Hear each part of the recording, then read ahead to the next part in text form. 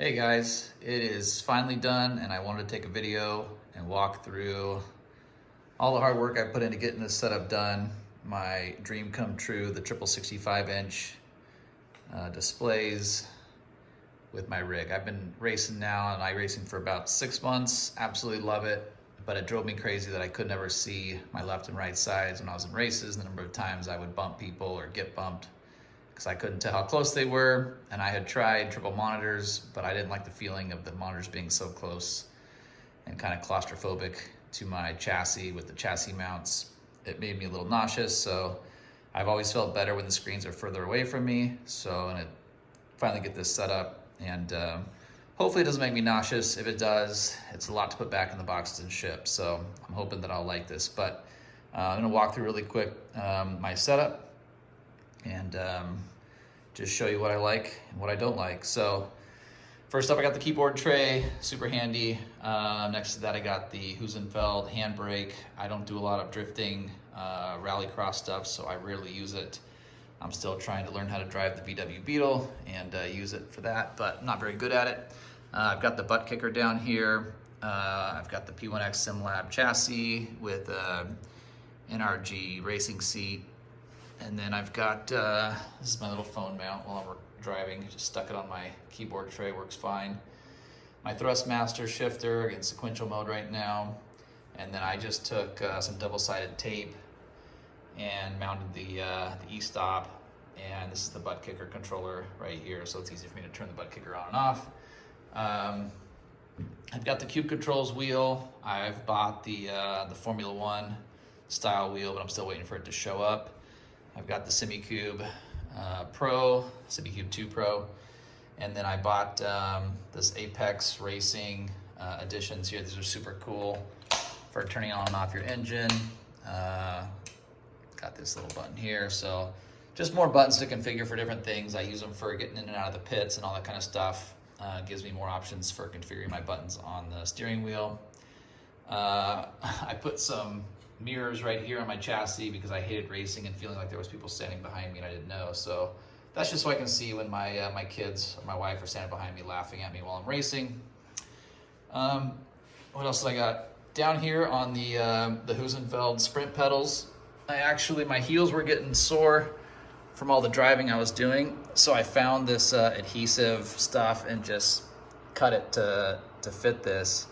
But it's nice, cushiony, soft, I don't know what this is, foam, I guess you'd call it, styrofoam stuff.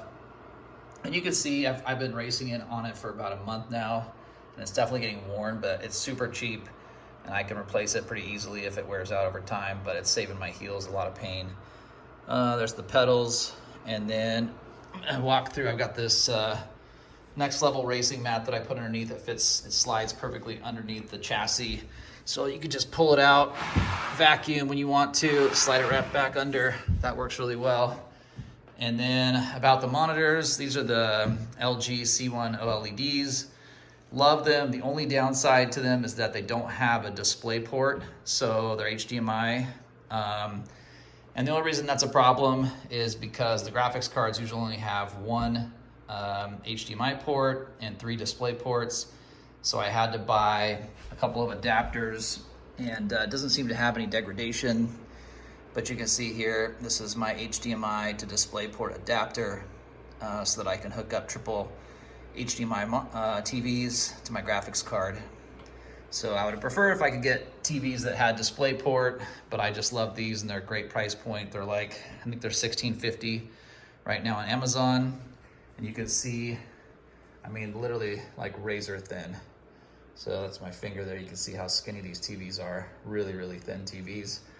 And then for the mounts, these are like $90 mounts that I found on Amazon. They work really well. This one, I mean, I did a little jimmy right here. You can see like normally they mount right there on the bottom supports. On this one, I wanted it closer to the wall, so I slid this bracket back a little bit so it's not actually in the holes, so I could kind of get my triple set up the way I wanted it to.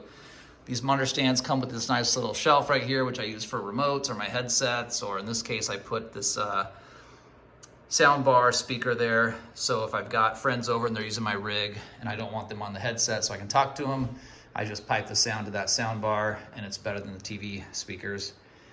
I think that's about it, but let's see, anything else about these monitor mounts? Oh yeah, I've got them as low as they will go.